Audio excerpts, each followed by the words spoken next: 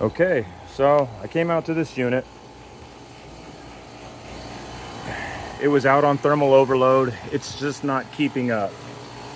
So we have a slightly high discharge pressure. We have a low suction pressure. I got 25 degrees of superheat, 27 degrees of subcooling. Our coil temp is 30 degrees. It's 80 degrees inside this house. This is going out on thermal overload. Even though our suction temperature is low enough to cool the compressor, we don't have the volume of gas returning to the compressor to adequately cool it, so it keeps going out on thermal overload. We actually have a clogged TXV.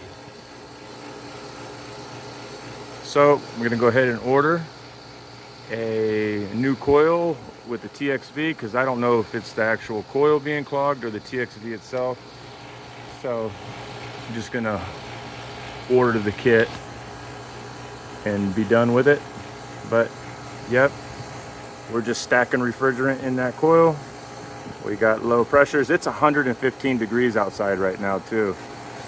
Well, maybe 105 or something like that, but this thing's sitting in the shade. We got a little bit of a breeze.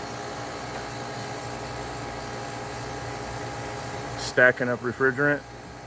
We're not getting much back. So that's the issue with this unit.